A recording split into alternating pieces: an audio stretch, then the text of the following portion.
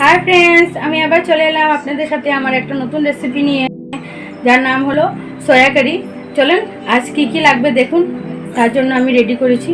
আমি আগে থেকে ভিজিয়ে রেখেছিলাম আর দুইটা আলু কেটে নিলাম, দুটো পেঁয়াজ লাগবে, তেজপাতা, শুকনো লঙ্কা, আদা কুচি, কাঁচা লঙ্কা আর এখানে রসুন আর স্বাদ মতো নুন।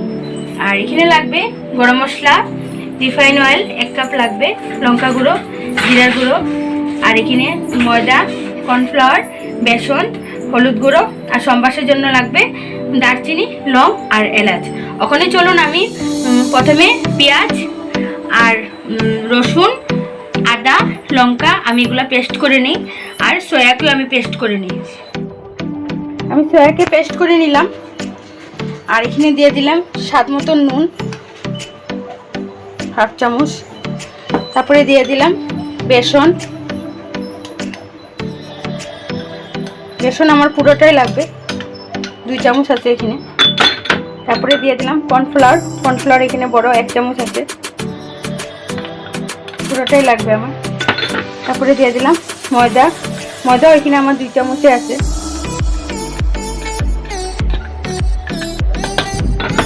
এখন আমি দিয়ে দিলাম হলুদ গুঁড়ো, জিরার গুঁড়ো আর একটু লঙ্কা গুঁড়ো, দিয়ে দিলাম গরম মশলা আর এখানে দিয়ে দিলাম 1 চামচ। আমার এখানে আছে পেঁয়াজ, রসুন, আদা, কাঁচা লঙ্কা পেস্ট এখানে দিয়ে দিলাম। আর এগুলা সব পেস্ট করে আমি ভালো করে বল আকারে বানিয়ে আমি তেলে এখন ভেজে নেব। তাহলে চলুন, কড়াইতে দিয়ে দিলাম তেল। এখন আমি বলগুলো আস্তে আস্তে করে ছেড়ে দিই।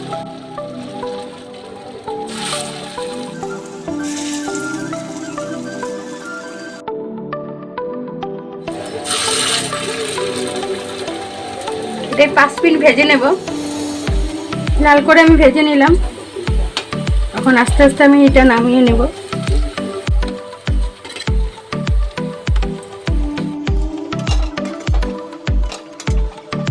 এখন আমি নামিয়ে নিলাম। তারপরে এখন আলু ভেজে নেব। আলুটা আমি একটু ভেজে নিই লাল করে।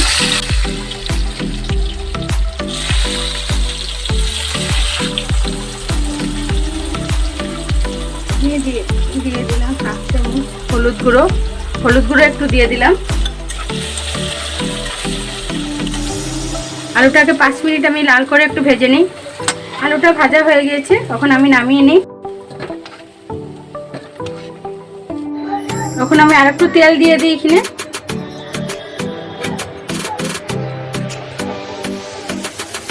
তারপরে দিয়ে দিব এখানে লং, দারচিনি আর 2টা এলাচি। তারপরে দিয়ে দিব 2টা তেজপাতা, শুকনো লঙ্কা,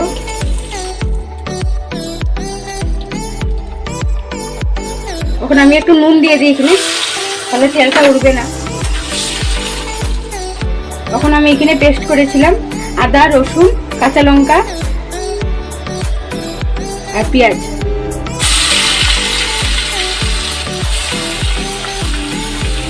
পুরোটাই লাগবে এখানে। আস্তে একটু কমিয়ে দিলাম, এটা একটু লাল করে ভেজে নিই। তারপরে দিয়ে দিব হাফ চামচ হলুদ গুঁড়ো, লঙ্কা গুঁড়ো 1 চামচ, তারপর দিয়ে দিব জিরা গুঁড়ো 1 চামচ,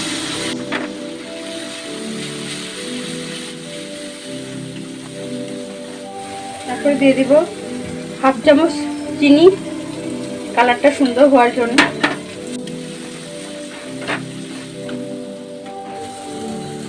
একটু জল দিয়ে দিব।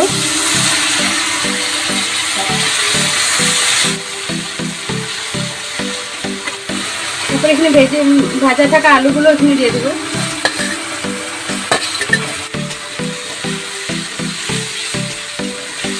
মশলাটা আমি কষিয়ে নিলাম।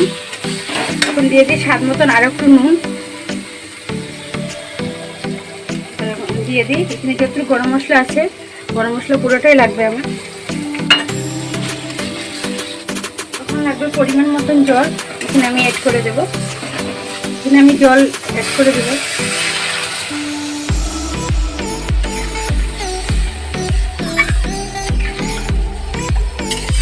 জলটা আস্তে আস্তে এখন ফুটে যায়, তারপরে আমি বড়াগুলো গোলগুলো দিয়ে তারপরে আমার রান্না শেষ, নামিয়ে দেব। এটাকে আমি 10 মিনিট জাল দিতে হবে। অলমোস্ট পুরো রেডি আমার। এখন আমি আস্তে আস্তে গোলগুলো দিয়ে দিই। গোলগুলো দিয়ে দিলাম।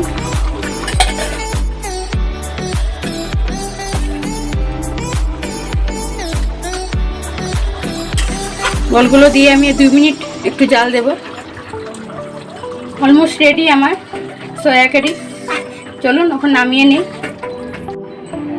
অলমোস্ট রেডি আমার সয়া কারি।